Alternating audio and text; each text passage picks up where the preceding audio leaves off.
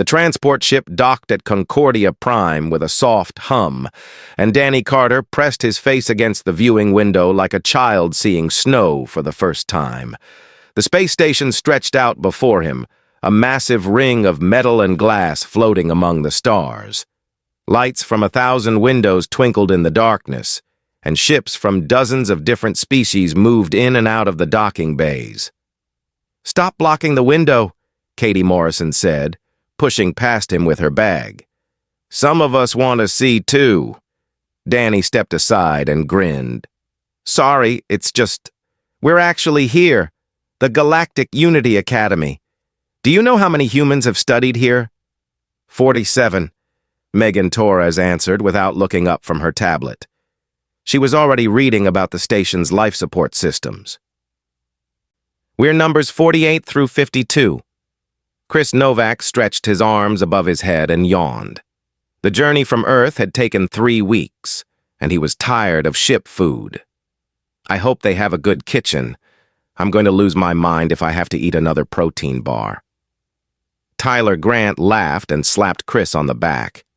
"We're about to meet aliens from across the galaxy, and you're thinking about cooking." "Food brings people together," Chris said seriously. "That's true on any planet." The 5 humans gathered their belongings and walked down the boarding ramp into the station. The air smelled different here, filtered and recycled but mixed with strange scents from distant worlds.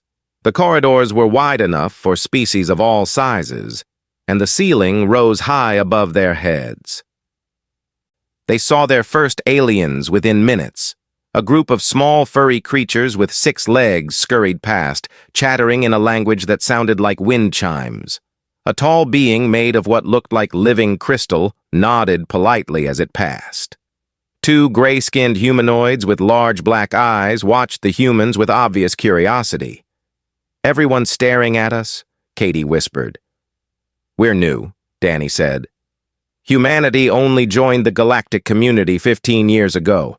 Most of these species have been traveling between stars for thousands of years. We're the newcomers." They followed the signs to the student housing wing, checking their room assignments on their tablets.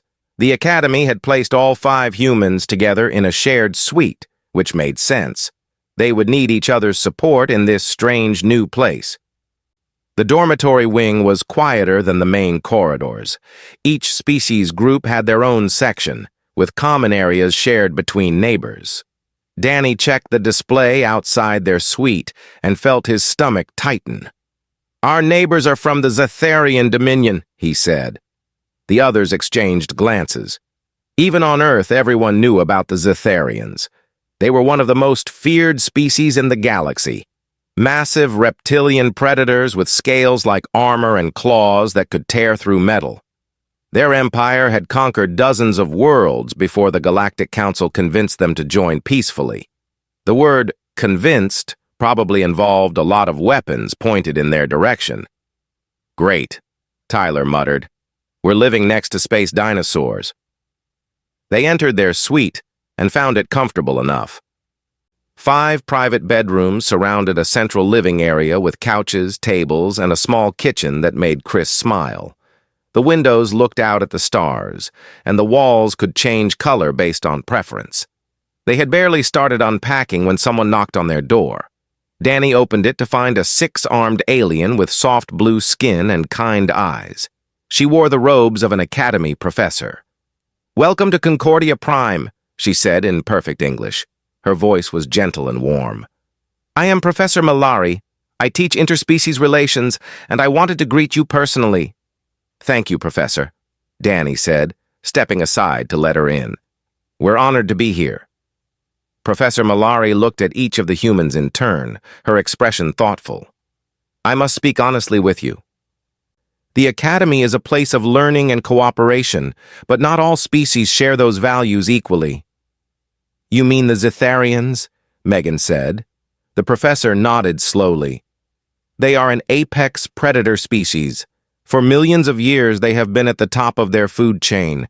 They view other beings as either threats to be destroyed or prey to be dominated. Most species here avoid them." Katie leaned forward with interest. What should we expect from them? They have a tradition, Professor Malari explained. When they encounter new neighbors, they perform what they call a dominance display, roaring, showing their claws and fangs, surrounding their targets. It is meant to establish their position as the superior species. Most beings respond with fear and submission. And if we don't submit? Danny asked. The professor's expression was worried. In the old days, they would have killed anyone who resisted. The Academy rules prevent that now, but they may still try to make your lives difficult. I wanted to warn you so you could be prepared. After the professor left, the 5 humans sat in silence for a moment.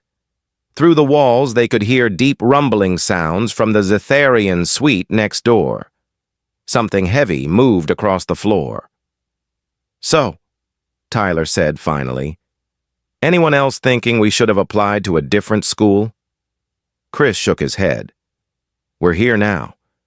And I don't know about you, but I'm not going to spend the next 4 years being scared of our neighbors." "Agreed," Danny said. "We're humans. Our ancestors survived ice ages, plagues, and wars. We didn't get to space by being cowards." Katie smiled. "Besides, I came here to study alien cultures. The Zetharians are fascinating from an anthropological perspective." "You want to study the giant murder lizards," Megan said flatly.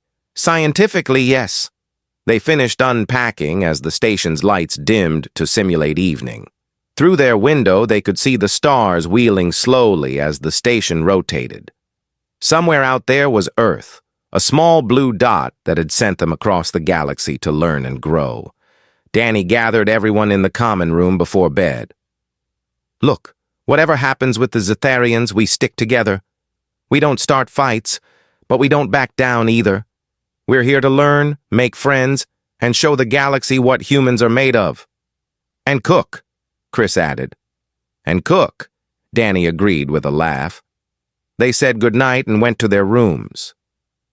Danny lay in his bed, staring at the ceiling, listening to the unfamiliar sounds of the station around him.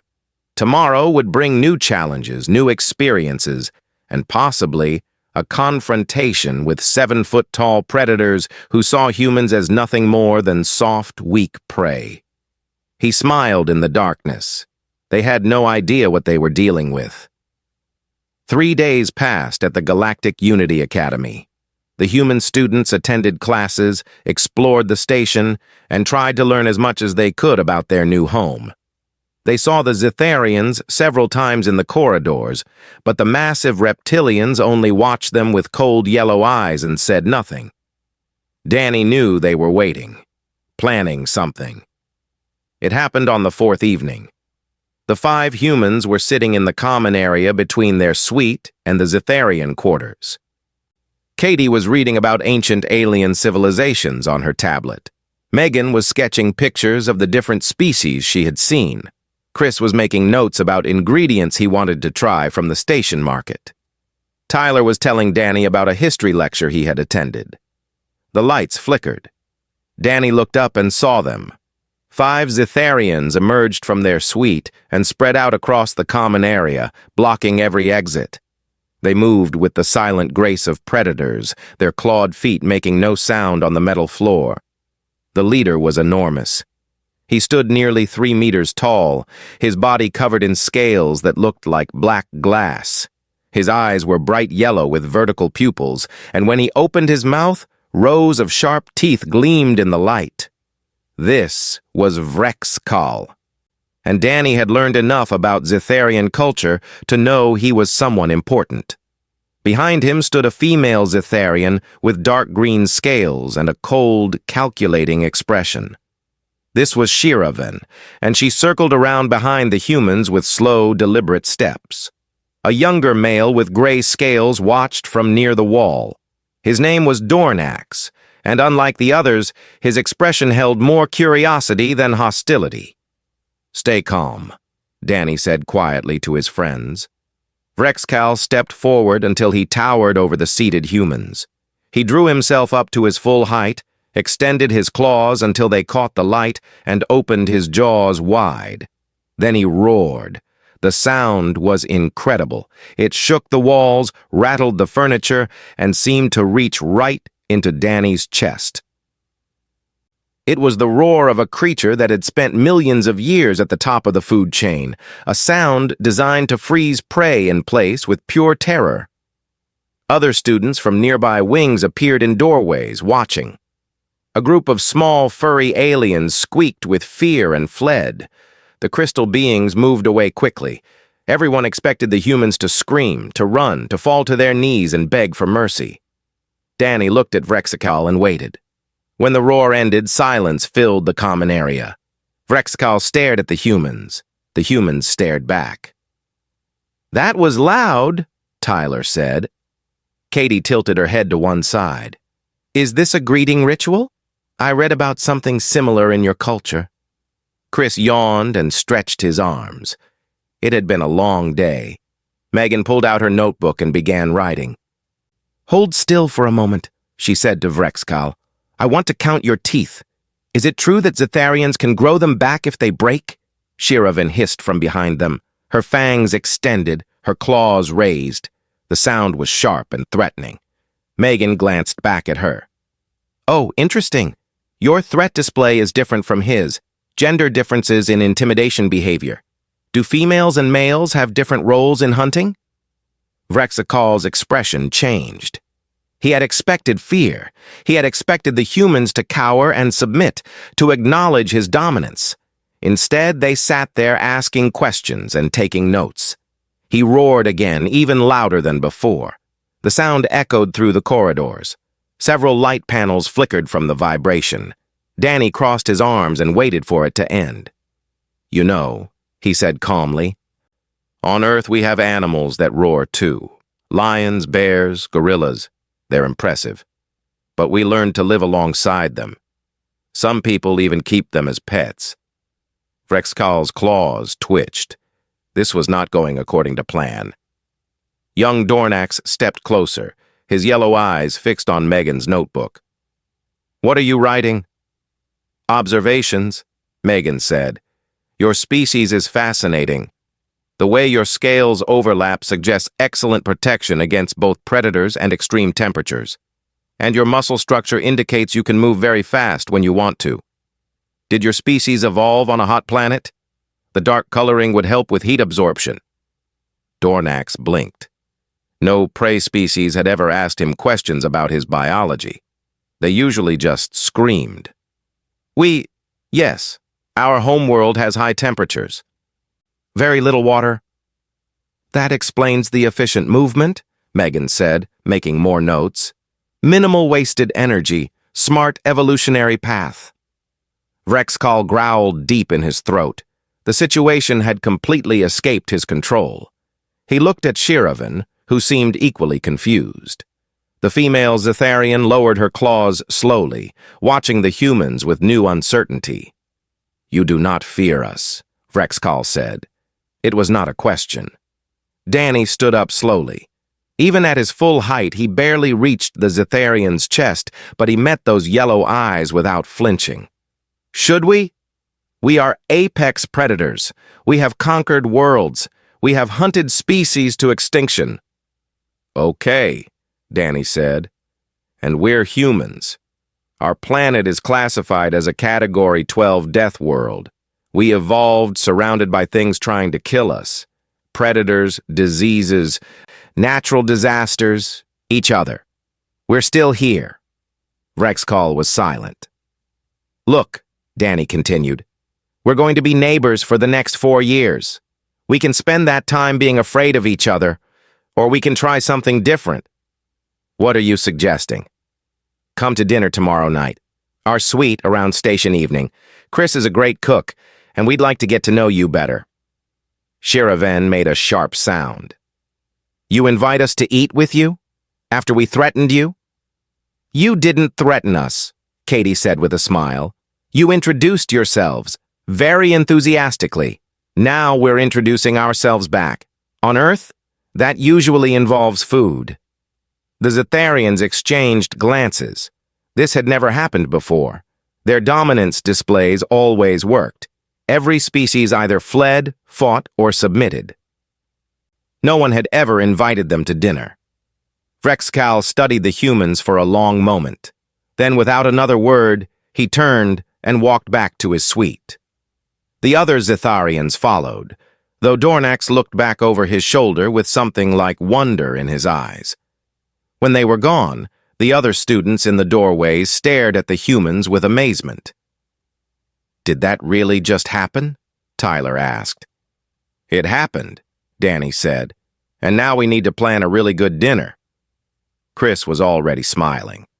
"Leave that to me." The next morning, Chris woke up before everyone else.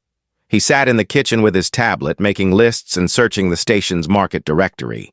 If he was going to cook for apex predators, he needed to understand exactly what he was working with. Katie found him 2 hours later, surrounded by notes and empty coffee cups. "Have you slept at all?" she asked. "Sleep is for people who aren't planning the most important dinner of their lives," Chris said. "Do you know how Zitharians eat? Raw meat, still moving if possible. They don't cook anything. That's going to be a challenge." "No, that's going to be an opportunity." Chris grinned. "They've never had cooked food before. Can you imagine tasting something delicious for the first time? I want to give them that experience." Katie sat down across from him. "I did some research last night. In Zitharian culture, offering food has serious meaning. If the food is weak or pathetic, it's seen as submission. You're acknowledging they're superior and begging for mercy. And if the food is good, then it's an offer of alliance. You're saying you're equals, worthy of respect." Katie paused. "But here's the thing. The food has to be really good. If it's just okay, they might take it as an insult." Chris nodded slowly. "Then I need to make the best meal I've ever made. I need help." By mid-morning, all 5 humans were at the station market. The place was enormous, a vast open space filled with vendors from across the galaxy. Strange smells mixed in the air. Colors that didn't exist on Earth painted the stalls. Creatures of every shape and size moved through the crowds, buying and selling things that humans couldn't even identify. "This is amazing," Megan breathed. Chris moved through the market like a man on a mission. He found a butcher who sold meat from dozens of different animals raised on various worlds. He chose thick cuts of something called Vorath, a large beast from a desert planet. The meat was dark red and marbled with fat. "Cook this wrong and it's tough as leather," the butcher warned. He was a round blue alien with tiny eyes. "Most species can't handle it." "I've worked with difficult meat before," Chris said. "I'll make it perfect." He bought spices from a tiny being that floated in a jar of liquid. He found vegetables from Earth that had been grown in the station's agricultural section. He purchased something called fire salt from a nervous merchant who warned him that most species couldn't eat it. "It's too hot," the merchant explained. "It burns." "We have something similar on Earth," Chris said. "We call them chili peppers. We put them on everything." The merchant looked horrified. Back in their suite, Chris took over the kitchen completely. He organized his ingredients, sharpened his knives, and began preparing the meal. Tyler was assigned to set up the common area with tables and chairs. Katie continued researching Zitharian customs so they wouldn't accidentally offend their guests. Megan prepared conversation topics based on her xenobiology notes. Danny coordinated everything and tried to keep everyone calm. Meanwhile, in the Zitharian suite, Vrexcal was having a very different kind of preparation. He sat before a display screen, searching the galactic network for information about humans. What he found disturbed him deeply. "They are persistence predators," he said to Shiraven. "Do you know what that means? They chase prey? They chase prey until it dies from exhaustion. They don't need to be faster or stronger. They just keep coming, for hours, for days, until their target collapses." Shiraven's scales shifted colors slightly. Among Zitharians, that was a sign of unease. That is unsettling. It gets worse. Their planet is classified as a death world. Category 12. The surface is covered with extreme weather, dangerous animals, poisonous plants, and deadly diseases. 70% of the planet is covered with a substance that will kill most beings if they consume it. Water? They call it an ocean. They swim in it for fun. Dornax had been listening from across the room. What about the food? What will they serve us? Vrexkal pulled up more information. Humans have a complex relationship with food. They are omnivores, eating both meat and plants. But the strange thing is how they prepare it. They use heat to change the chemical structure. They add substances from plants to alter the taste. They consume things that are actually poisonous to them because they enjoy the sensation. Poisonous? There is a chemical called capsaicin. It is produced by certain plants as a defense mechanism. It causes pain and burning. Humans eat it deliberately. They have competitions to see who can consume the most. The three Zetharians sat in silence. The humans are insane, Shiraven said finally. Perhaps, Vrexkal admitted, but they did not fear our dominance display, not even a little. Every other species we have encountered responds to our presence with terror. The humans just asked questions and invited us to eat. Should we go? Dornax asked. To the dinner? Vrexkal considered the question. Part of him wanted to refuse. It felt wrong to sit and eat with creatures they had tried to intimidate. But another part of him was curious. The humans were unlike anything he had encountered before. We will go, he decided. But we will be cautious. This could be a trap or a test. We will watch them carefully and learn what we can. And if the food is bad, Shiraven asked, then we will know they are weak and we will treat them accordingly. As station evening approached, both groups prepared in their own ways. Chris put the finishing touches on his dishes, tasting and adjusting until everything was perfect. The smell of cooked meat and spices filled the human suite and drifted into the corridor outside. Danny arranged the common area one final time. They had borrowed extra lighting to make the space warm and welcoming. The table was set with plates and utensils adapted for both human and Zetharian use. Everything was ready. Whatever happens tonight, Danny said to his friends, I'm proud of us. We didn't run from them. We didn't fight them. We invited them to dinner. That's the most human thing we could have done. Chris nodded, wiping his hands on a cloth. Now let's show them what Earth food tastes like. In the Zetharian suite, Vrexkal rose to his full height and looked at his companions. Remember, he said, we are apex predators. Whatever they serve us, we do not show weakness. We do not show fear. We observe and we learn. They walked to the human suite as the station lights dimmed to their evening setting. None of them knew that the night ahead would change everything they believed about humans and themselves. The door opened, and Vrexkal stepped into the common area. He stopped immediately, his yellow eyes widening. The space had been transformed. Warm lights cast a golden glow over everything. A long table stood in the center, covered with dishes that steamed and sizzled. The air was thick with smells, unlike anything the Zetharian had ever experienced. Rich, complex, layered scents that made something deep in his brain pay attention. Welcome, Danny said, stepping forward. Please, come in. Sit anywhere you like. Shiraven and Dornax followed their leader inside. The three Zetharians towered over the furniture, but the humans had found larger chairs for them. Someone had thought about their comfort. You did all this? Shiraven asked, looking around.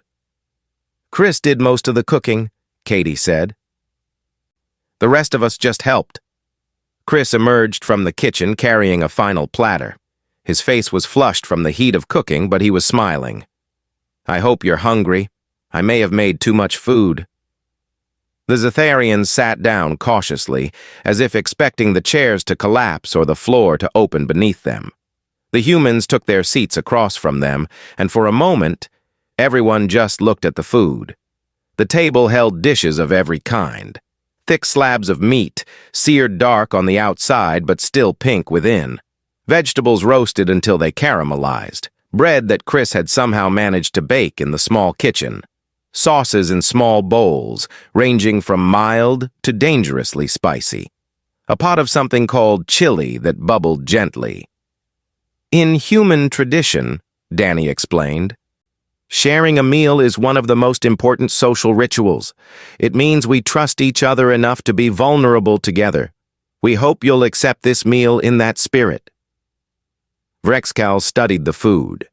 He had expected something pathetic. Synthetic proteins and bland vegetables, something that would confirm humans were weak prey animals trying to appease their betters. This was not that. I will try first, he said, reaching for a piece of meat with his clawed hand. The humans had not provided utensils for the Zetharians, understanding that their culture preferred to eat with their hands.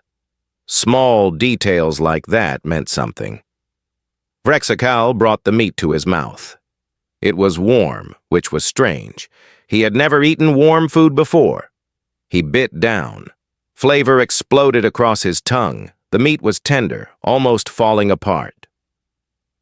The outside had a crispy texture that contrasted with the soft interior. Spices he had never tasted before danced through his senses. Fat melted on his tongue and carried the flavors deeper. He stopped chewing and stared at the food in his hand.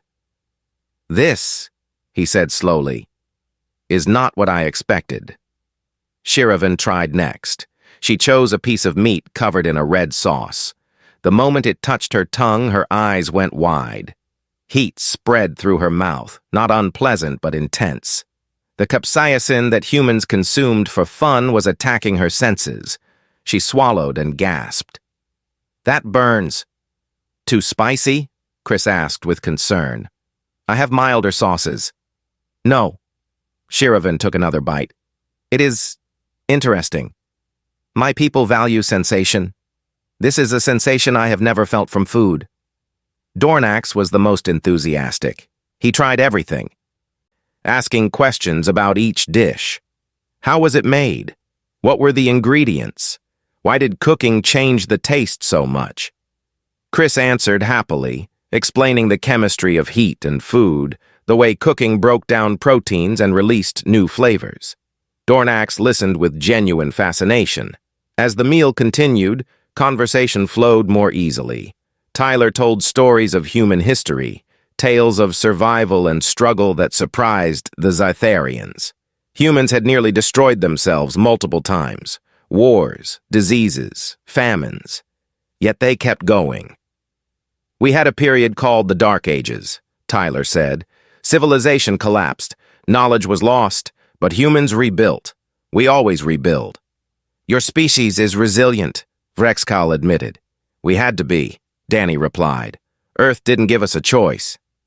Katie asked about Zetharian traditions, and Shiravan found herself answering. She spoke of the great hunts, of the ancient songs that celebrated their ancestors. She had never shared these stories with outsiders before. Megan showed Dornax her notebook full of xenobiology observations. He was impressed by her attention to detail and her genuine interest in understanding other species. You do not see us as monsters, Dornax said quietly. Should I? Megan asked. Most do. Most haven't sat down to dinner with you. The meal lasted for hours. Plates were emptied and refilled. Stories were shared. Laughter echoed through the common area, something that had never happened between humans and Zetharians before. Then Chris brought out dessert. The Zetharians had no concept of sweets. Their diet was pure protein, raw and unprocessed. They had never experienced sugar. Chris set down a simple chocolate cake, still warm from the oven. He cut slices and placed them on plates. Vrexcal looked at the dark, soft substance with suspicion. What is this? Dessert, Chris said.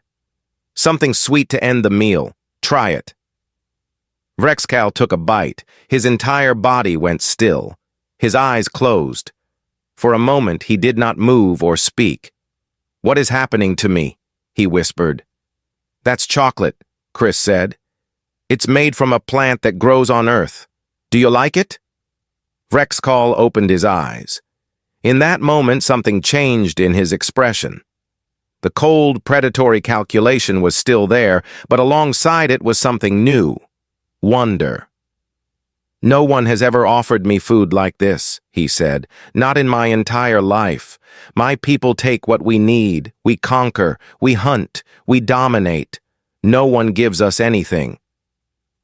They are too afraid." Danny leaned forward. "We're not afraid, and we're not trying to submit to you. We just wanted to share something good with our neighbors." Vrexcal looked at the human for a long moment. Then he looked at the table, at the empty plates and scattered crumbs, at the evidence of a meal shared between predators. "Among my people," he said finally, "when a worthy equal offers food freely, it creates a bond, a hunting pact. Two groups who have proven their strength to each other agree to stand together." "Is that what this is?" Katie asked. "That is what this could be." Vrexcal picked up his last piece of chocolate cake. "If you are willing." Danny looked at his friends. They all nodded. "We'd be honored," Danny said. Dornax let out a rumbling sound that might have been Zitharian laughter. "I told you they were different," he said to Shiravan. "I told you." Shiravan ate her own cake in silence, but the corners of her mouth turned up slightly. For a Zitharian, that was practically a grin. The station lights dimmed further, signaling the late hour, but no one moved to leave. Instead, they talked and laughed and shared more stories, building something new in the space between their worlds. When the Zitharians finally returned to their suite, Vrexcal paused at the door. "Tomorrow," he said, "you will eat with us. We do not cook, but we have our own traditions. I think you will find them interesting." "We'll be there," Danny promised. The door closed. The humans looked at each other in the quiet common area. "Did we just become allies with apex predators?" Tyler asked. "I think we did," Katie said. Chris started gathering the empty plates, but he was smiling. "Same time next week?" Word spread quickly through the Galactic Unity Academy. The humans and Zitharians were eating together, not just once, but regularly. They sat in the common area between their suites, sharing food and conversation like old friends. The sight was so strange that other students would walk past slowly just to confirm it was real. "I don't understand," said a small, furry alien to Professor Malari. "The Zitharians are predators. They terrorize everyone. Why do the humans act like they're friends?" Professor Malari watched the unlikely group through the window of her office. Danny and Vrexcal were sitting side by side, apparently debating something. Whatever it was, both of them seemed passionate about it. "Because the humans refused to be prey," she said softly. "And the Zitharians didn't know what to do with that." In the days after the dinner, everything changed. Vrexcal approached Danny privately in the corridor between their suites. The massive Zitharian seemed almost uncertain, which was not something Danny had ever expected to see. "I must explain something," Vrexcal said. "The meal you provided. In my culture, it has meaning beyond simple food." Katie mentioned something about that. "A hunting pact?" "Yes, but it is more than an alliance. It is recognition between equals. You offered us food that required skill and effort to prepare. You did not cower or beg. You treated us as worthy of respect." Vrexcal paused. "No species has done that before.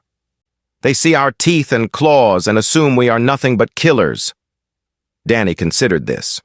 "On Earth, we have predators too. Lions, sharks, wolves. Humans learned that we could fear them, or we could understand them. Understanding worked better. You understand us?" "I'm starting to. You're not monsters. You're just Really good at being scary, but there's more to you than that. Vrexkal made a rumbling sound in his chest. It took Danny a moment to realize it was a Zitharian laugh. You humans are strange, and yet I find I enjoy your company. Same time tomorrow for dinner? I will be there. The alliance proved its value 2 weeks later. Danny, Katie, and Megan were in one of the science laboratories working on a group project. They didn't notice the 3 aliens who entered behind them until it was too late. The newcomers were Cricks, a species known for their aggression and territorial behavior. They were shorter than humans but powerfully built, with 4 arms and teeth designed for crushing bone. Their leader stepped forward, blocking the door. "Humans," he said, "you don't belong here. This laboratory is ours now." Danny stood up slowly. "We were assigned this space. Check the schedule." "I don't care about schedules. Leave now, or we make you leave." The Cricks spread out, surrounding the 3 humans. Their 4 arms flexed, and their teeth clicked together in a threatening display. They had done this before with other species and always won. Then the door opened. Shiraven walked in first, her dark green scales almost black in the artificial light. Dornax followed close behind, his yellow eyes fixed on the Cricks. They moved without making a sound, positioning themselves on either side of the humans. "Is there a problem here?" Shiraven asked. Her voice was calm, almost pleasant, but her claws were extended. The Cricks' leader looked at the 2 Zitharians. He looked at the humans standing between them. He understood immediately. "We were just leaving," he said quickly. The Cricks fled the laboratory without another word. Shiraven watched them go, then retracted her claws. "Thank you," Katie said. "We protect our hunting-packed allies," Shiraven replied. "That is how it works." "Still," Danny said, "thanks." Dornax made that rumbling Zitharian laugh. "You should see the looks on their faces when they learn you have Zitharian friends. It is very entertaining." Professor Malari observed all of this with growing amazement. She had been teaching at the academy for 40 years, trying to foster understanding between species. Most of her efforts produced small, careful steps toward tolerance. What the humans had accomplished in a few weeks was unprecedented. She invited Danny to her office one afternoon. "How did you do it?" she asked. "The Zitharians have been coming to this academy for decades. They have never formed genuine friendships with any other species." Danny thought about the question. "I think we just treated them like people. Not like threats, not like predators, just neighbors we wanted to know better. And food helped. Food. Sharing meals is important to humans. It's how we build community. We figured if it worked for us, maybe it would work for them too." Professor Malari smiled. "Your species continues to surprise me, Danny. I think you are going to do well in this galaxy." The story of the Human-Zitharian Alliance spread beyond the Academy. On the Galactic Network, beings from across known space read about the soft, weak humans who had invited apex predators to dinner and somehow made friends with them. Some were skeptical. Surely it was propaganda. The Zitharians didn't make friends. They conquered. Then Vrexkal himself posted a message to the network. It was simple and direct. "We of the Zitharian Dominion have formed a hunting pact with the human species. They have proven themselves worthy through courage, hospitality, and excellent food. Let it be known that those who threaten humanity answer to us as well." The galactic community didn't quite know what to make of this. The Zitharians had never publicly allied with anyone before. They had conquered species, dominated species, sometimes destroyed species entirely, but formed friendships? That was new. In the common area of their dormitory wing, the humans and Zitharians gathered for their weekly dinner. Chris was teaching Dornax how to use a cooking surface, showing him the basics of preparing food with heat. The young Zitharian watched with fascination as vegetables changed color and texture. "This is how you change the flavor?" Dornax asked. Heat breaks down the cell walls and releases sugars, Chris explained. It's chemistry you can eat. Katie was recording stories from Shiravan, ancient Zetharian legends that had never been shared with outsiders. The female predator spoke of great hunters, of terrible battles, but also of honor and loyalty. Her culture was more complex than anyone had realized. Tyler and Vrexkal were arm wrestling at the main table. The Zetharian was stronger, but Tyler had discovered that human endurance was hard to beat. The match had been going on for 15 minutes, and neither would quit. "Your grip is weakening," Vrexkal said. "So is yours," Tyler replied through gritted teeth. Megan watched everyone and took notes. She was writing a paper about interspecies communication, using their group as a case study. She had titled it, "When Apex Predators Meet Persistence Predators, a Study in Unexpected Friendship." Danny stood by the window watching his friends, human and alien, predator, all sharing food and laughter. He thought about how this had all started. A dominance display meant to terrify them. A dinner invitation that shouldn't have worked. "You're being thoughtful," Vrexkal said, appearing beside him. The arm wrestling match had apparently ended in a draw. "Just thinking about how strange this all is. 3 weeks ago, you tried to scare us into submission. Now we're friends." Vrexkal considered this. "Perhaps that is how it should work. My people have spent so long being feared that we forgot there might be other ways to relate to the galaxy. You reminded us. With dinner." "With dinner," Vrexkal agreed. "Your species has a gift for that." Danny looked up at the massive reptilian predator standing beside him. Vrexkal had teeth that could tear through metal and claws that could rip a human apart. He was one of the most dangerous beings in the known galaxy. He was also becoming a good friend. "Same time next week?" Danny asked. Vrexkal showed his teeth. On a Zetharian, that was a smile. "I would not miss it." Outside the window, the stars wheeled slowly as the station rotated. Somewhere out there, across all those light years, beings were reading about the humans who had befriended apex predators with nothing but food and kindness. Some were confused, some were impressed. Some were beginning to wonder what else they had misunderstood about the strange creatures from Earth. The galaxy would never look at humans quite the same way again. And that, Danny thought, was exactly how it should be.